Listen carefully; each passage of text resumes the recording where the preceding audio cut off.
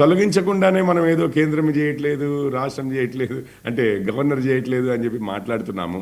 మన చట్టాలే అసలు ఏ విధంగా పరిణతి చెందాల్సినవి ఉన్నవి, వాటిని ఏ విధంగా మార్పులు చేయాల్సింది ఉంది. మళ్ళీ వీళ్ళు కోట్లు కోట్లు తీసుకునే లాయర్లు ఉన్నారండి, వీళ్ళ ఎంపీలే. మన రాష్ట్రం నుంచి పంపించాము, ఒక్కరోజు వాళ్ళతోటి కూర్చోలేదు. అంత చిన్న పిల్లలు, ఏ ఎక్స్పీరియన్స్ లేని వాళ్ళు ఎట్లాగైతే మార్పులు చేర్పులు అని చెప్తారో ఆ విధంగా అమేచర్స్ చేసినట్టు చేస్తారు. అంటే ముందు చేయాల్సింది వెనక్కి చేయాల్సింది ముందుకి, ఈ విధంగా 2 సంవత్సరాలు గడిపారు.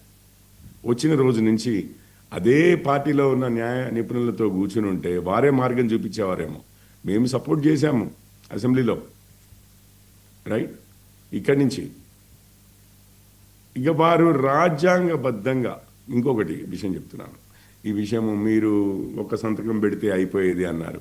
ఎన్జాక్ అని ఒక చట్టం వచ్చింది, మొత్తం పార్లమెంట్లు 50% కన్నా ఎక్కువ రాష్ట్రాలు ఆల్మోస్ట్ ఏకాభిప్రాయంతో, ఎవరో 2-3 ఓట్లు వేయలేదేమో పార్లమెంట్లో, తీసి కొట్టి అవతల పడేసింది సుప్రీంకోర్టు. కొట్టి అవతల పడేసిందండి supreme court, national judicial appointments committee.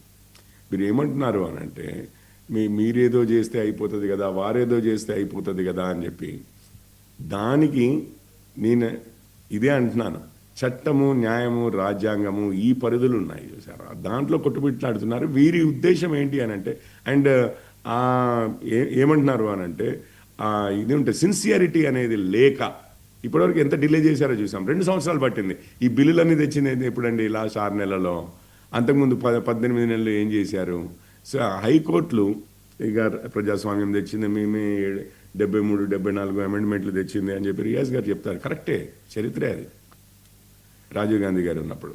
కానీ ఎన్నిసార్లు టైంకి ఎన్నికలు నిర్వహించారు? దాని తర్వాత ఎన్నిసార్లు కోర్టులలోకి వెళ్లాల్సి వచ్చింది? 18 నెలలు నిర్వహించకపోతే ఈ సెప్టెంబర్ 30వ తారీఖు అంటే ఈరోజు ఎంత అండి? సెప్టెంబరు 12, 18 రోజుల లోపు అయిపోవాలి. ఏమాత్రం మీకు వారి తరఫున ఎన్నికలు, ఇప్పుడు అదే చిన్న చిన్న విషయాల మీద, గవర్నర్ విషయాలని, ఆ విషయాలని, కేంద్రం ఇట్లా చేస్తోందని, అట్లా చేస్తోందని, మనది ఫెడరల్ వ్యవస్థ అని చెప్పి చాలా అసలు ఫిలాసఫీలు చెప్తారే కాంగ్రెస్ వారు. ఈరోజు 3వ వ్యవస్థ ఉందండి, రైట్, స్థానిక సంస్థల వ్యవస్థ. రాష్ట్ర ప్రభుత్వం ఏం గౌరవం ఇస్తోంది? అసలు వారి ప్రజాస్వామిక విలువలు ఇక్కడనే తెలుస్తున్నాయి. 20 నెలలు అయిపోయింది, ఇంతవరకు లేవు. అసలు మూడో అంచె అనేదే పనిచేయకుండా ఆఫీసర్ల ద్వారా చేయించుకుంటారు.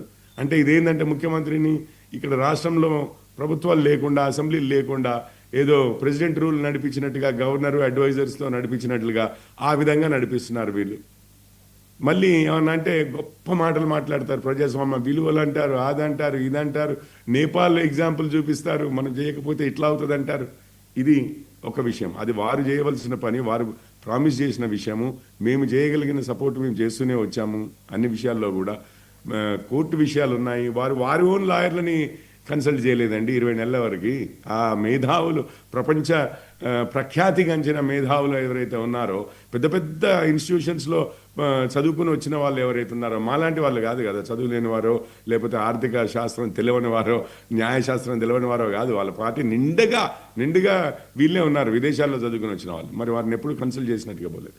ఇక రెండో విషయం వస్తుంది, మీరు కక్ష సాధింపు చర్య కేటీఆర్ గారు అని చెప్పి మాట్లాడుతున్నారు.